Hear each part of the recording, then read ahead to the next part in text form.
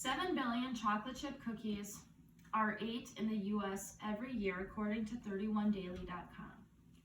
I can honestly say I could be responsible for 100 of those cookies. Chocolate chip cookies can mean different things for everyone. For instance, the smell can bring you back to when you were a child at your grandmother's house, or making them could be a tradition you started with your mother and plan to pass on to your own children. For me, I want my children to come home from school with the scent of freshly baked cookies filling the house. Chocolate chip cookies are one of the most famous, loved, and simple desserts. There is not a huge list of things that I'm great at baking, but the cookies I will be teaching you how to make today will be at the top of that list. I will also be discussing how these cookies came to be. Let me first start by telling you a little bit about the history of these cookies. According to NewYorker.com, there are a few different stories surrounding the origins of this recipe. One story is that Ruth Wakefield, the creator, accidentally invented the cookie in 1930 when she ran out of baker's chocolate and used semi-sweet chocolate instead. Although through my research I have found that this is highly unlikely that she would run out of such an essential ingredient. Ruth had a degree in household arts, so she was no amateur baker.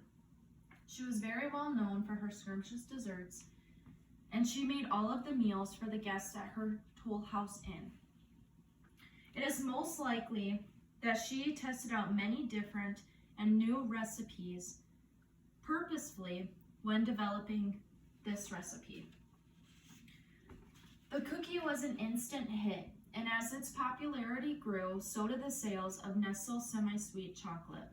Ruth sold the rights to her recipe to Nestle Company for a lifetime supply of chocolate. Although some may say she missed out on her $1 million ticket, the legacy of what she created has lived on for generations. Her original recipe is still on the back of Toll House morsels. While I do not use Ruth's original recipe, I will be sharing one of the many different variations.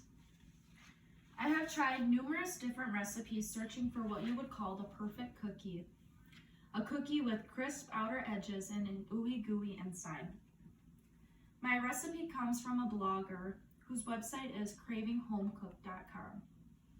The first thing you're going to do is gather all of your ingredients. For this recipe, we will be using 2.5 cups of flour, 1 teaspoon of baking soda, 1 teaspoon of baking powder, half a teaspoon of salt, 1 cup of butter melted, 3/4 cup of granulated sugar, 1 cup of brown sugar, 2 medium eggs, 1 teaspoon of vanilla extract, and 2 cups of chocolate chips.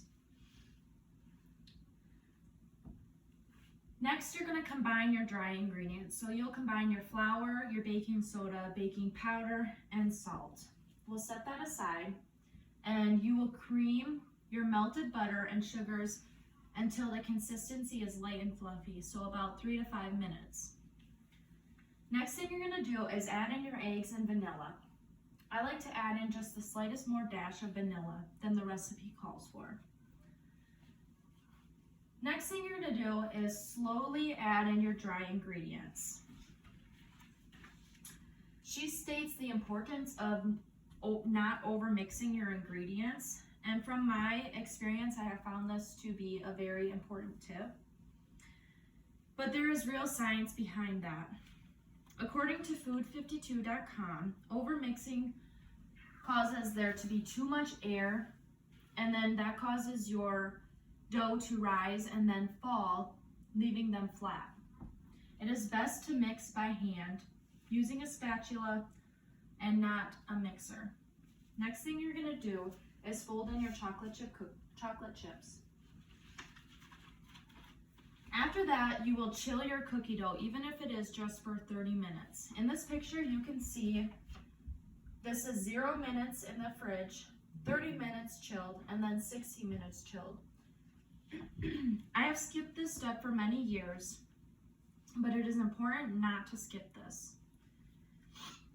because it can significantly change the outcome of your cookies. Chilling gives your flour time to hydrate, leaving you with a chewier texture. Chilling also helps keep your cookies warm so they don't end up flat. Then you're going to bake your cookies at 375 degrees for 12 minutes. They will look a little gooey, but do not overbake them. They will continue to bake once they are taken out. The next step is to enjoy, and I have these cookies, this same recipe. Please grab one. Thank you. You're welcome. And then I have also printed out the same recipe. That's for you. That's for you. Thank you. You're welcome. Today you have learned a little bit about how Ruth came up with this recipe. I've also shared my tried and true perfect cookie recipe, along with a few tips on how you too can make the perfect cookie. Thank you for coming and bearing the cold winter